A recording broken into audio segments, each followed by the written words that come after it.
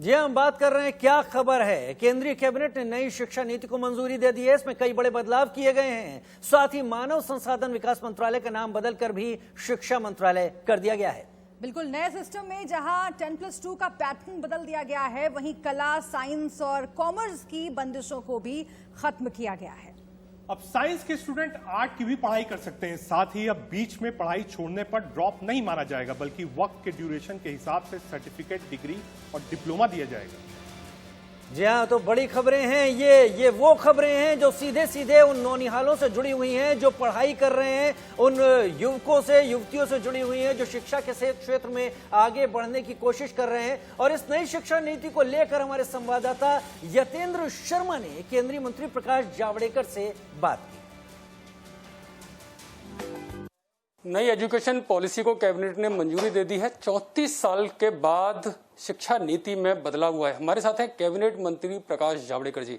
जावड़ेकर जी, जब आप HRD minister थे, स्मृति जी पहले थी, तो बड़ा मंथन हुआ और आखिरकार अब जाकर 34 साल के बाद ये शिक्षा नीति पर मोहर लगी है। तो पहले की और अब की शिक्षा नीति में तुलना करें तो क्या नया आया है, किस तरह से पूरे सिस्टम सुधरेगा? मैं बताता हूँ। पहले शिक्षा में ज्ञान देने पर जोर था और कौशल देने पर जोर था। ये इसमें भी रहेगा, लेकिन एक अच्छा इंसान बने इसके लिए ज्यादा जोर रहेगा। दूसरा जोर था कि कितना रट लगाकर पढ़ते हो, इस पर पहले जोर होता था। अब जोर यह रहेगा कि कितना समझा है। जो समझा है वही जो लिखेगा, उसका महत्व है। और तीसरा महत्वपूर्ण बदलाव है कि बच्चे को तीसरे उम्र से ही 3 साल से 8 साल तक उसके कॉग्निटिव स्किल्स का डेवलपमेंट करे और उसका सही विकास करे। ब्रेन पावर को सही विकास करने के लिए एक early childhood education and care, ये नया कार्यक्रम आया है। ये मुझे लगता है क्रांतिकारी काम है।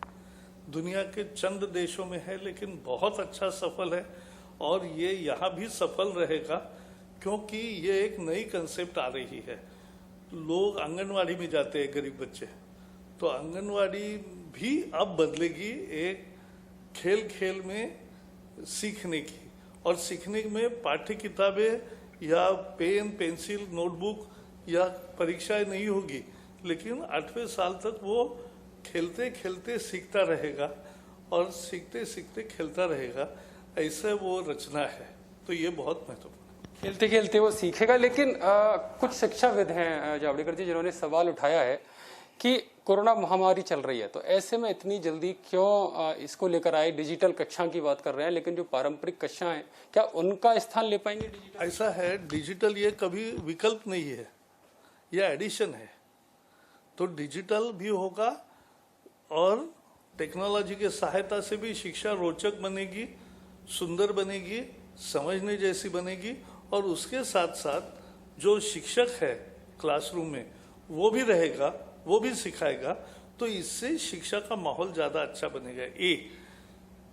दूसरा महत्वपूर्ण है कि कोरोना के चलते अब ये 6 साल हो गए कि जब इसकी पूरी चर्चा ग्राम पंचायत से लेकर सभी के साथ करके, सभी राज्यों से 3-3 बार चर्चा करके ये नीति बनी है। तो ये नीति निश्चित रूप से देश को आगे ले जाएगी, 21वीं सदी के लिए तैयार भी करेगी। अवसर को हम पाएंगे भी और एक देश को सक्षम बनाने में कारगर होगी। जावड़ेकर जी, आप तो खुद एचआरडी मिनिस्टर रहे और बड़ा मंथन आपने किया। हम देखते थे कि बड़ी मीटिंगें आपकी होती थी शिक्षाविदों के साथ, जितने भी इस फील्ड से जुड़े हुए लोग हैं।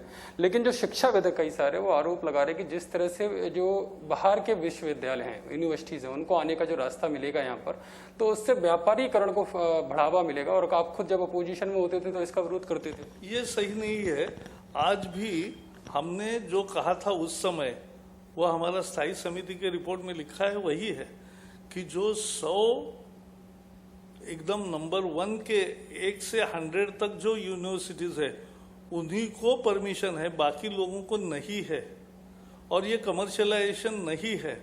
आज अपने भारत के 5 लाख छात्र विदेशों में जाकर विदेशी धन देते हैं, वो इसी देश में सीखे और इसी देश में शोध करे और इसी देश में के काम आए। इससे क्या बुरा है? इससे अच्छा क्या है? एक बड़ा बदलाव और देखने को मिला है इसमें कि 4 साल का जो ग्रेजुएशन कोर्स है वो 4 साल का किया गया 3 साल से। दिल्ली यूनिवर्सिटी में भी पहले एक बार ये किया गया था, लेकिन काफी बड़ा विरोध हुआ। ऐसा नहीं है, ऐसा नहीं है। अब इसके डिटेल्स रमेश पोखरियाल जी देंगे आपको, लेकिन मूल कल्पना यह है कि अभी डिग्री के लिए ज्यादा समय नहीं लगेगा, लेकिन एमफिल का रद्द करना है और 1 साल का एमए किया है, 1 साल का या 2 साल का, जैसा चाहिए वैसा कर सकता है। और एक एकेडमिक क्रेडिट बैंक तैयार की है कि आपके 2 साल हुए, बीच में आप रोजगार के लिए चले गए, तो 2 साल के मार्क आपके वहाँ क्रेडिट होके बन के रहेंगे। आप जब फिर से आओगे तीसरे वर्ष के लिए, तब वो मार्क्स इसमें जोड़े जाएंगे और आप तीसरे वर्ष में सीधा प्रवेश कर सकोगे। हाँ, नुकसान नहीं होगा। एक सवाल और है जावड़ेकर जी, जो 15 साल के बाद जो कॉलेज हैं उन्हें डिग्री स्वायत्ता मिल जाएगी डिग्री देने की, यानी यूनिवर्सिटीज के ऊपर डिपेंड नहीं करेंगे वो डिग्री देने के लिए, इसका कितना बड़ा बदलाव देखने को मिलेगा इस फील्ड में? मुझे लगता है ये बहुत महत्वपूर्ण सुधार है।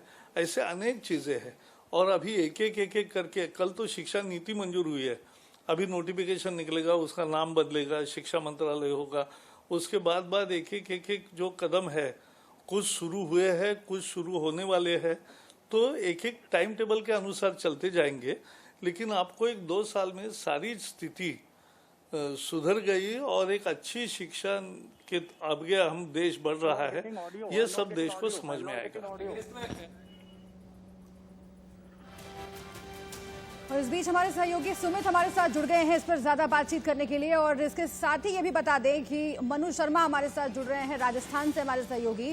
राजस्थान में जो मौजूदा डेवलपमेंट है उस पर उनसे बात करेंगे, लेकिन इससे पहले शिक्षा नीति में बदलाव पर प्रकाश जावड़ेकर की बात हमने दर्शकों को सुनवाई। सुमित, मैं आपके पास आती हूँ। ये जो पक्ष है वो सरकार का पक्ष है, सरकार का कहना है, प्रकाश जावड़ेकर का कहना है कि क्रांतिकारी कदम है, लेकिन शिक्षाविद क्या कह रहे हैं और खास तौर से जो अभिभावक हैं वो क्या कह रहे हैं? क्योंकि पहले ही ये कोशिश है कि पूरी की पूरी जो शिक्षा है, जो एजुकेशन है, वो पटरी पर आए, कोरोना की वजह से काफी डिरेल हो चुकी है। ऐसे में इस कदम पर क्या कहना है स्टूडेंट्स का, अभिभावकों का और शिक्षाविदों का?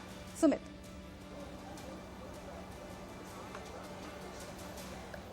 जी देखिए, जहां तक शिक्षा नीति, नई शिक्षा नीति का सवाल है, तो सरकार जरूर अपना पक्ष रख रही है। आपने कहा, प्रकाश जावड़ेकर भी कह रहे थे कि बहुत अच्छी शिक्षा नीति बनाई गई है, लेकिन ये जो शिक्षा नीति आई है, इस शिक्षा नीति से अब तक हमने जिस तरीके से पढ़ाई करी, सभी लोग जिस तरीके से पढ़ाई, जिस एजुकेशन सिस्टम के तहत पढ़ाई करके आए, वो सिस्टम पूरी तरीके से अब बदलने जा रहा है, पूरी तरीके से कंप्लीटली चेंज हो जाएगा। जिस तरीके से 10+2 के तहत हम लोग पढ़ाई करी थी, लेकिन उसके बाद अब सरकार ने उसको पूरी तरीके से बदल दिया है। तो ऐसे में, और 5वीं कक्षा तक के लिए जो बात कही जा रही है कि 5वीं कक्षा तक की जो पढ़ाई होगी उसमें या तो मातृभाषा या फिर जो भी मदर टंग होगी या रीजनल लैंग्वेज होगी, वर्नाकुलर लैंग्वेज होगी, उस लैंग्वेज में पढ़ाई का माध्यम बनाया जाएगा। तो ये कुछ ऐसी बातें हैं जिसको लेकर अभी चीजें पूरी तरीके से, जहां तक अभिभावकों का सवाल है, उनके पास स्पष्ट नहीं हो पाई। एक लॉन्ग टर्म का प्लान है, तो जैसे जैसे चीजें स्पष्ट होती जाएंगी, रिएक्शन मिलते जाएंगे। लेकिन शिक्षाविदों का जहां तक आपने बात करी, तो उसमें भी मत बटे हुए हैं। कुछ कोरोना को लेकर क्या नई खबरें आ रही हैं, ये भी हम दर्शकों को जरूर बताएंगे। राजस्थान में क्या डेवलपमेंट है, इस पर भी रजत तमाम जानकारियां देंगे। मनु शर्मा के पास भी हम जाएंगे, लेकिन इस बीच एक छोटे से ब्रेक का वक्त हो गया है। ब्रेक के बाद फौरन लौटते हैं। आप बने रहिए इंडिया न्यूज के साथ।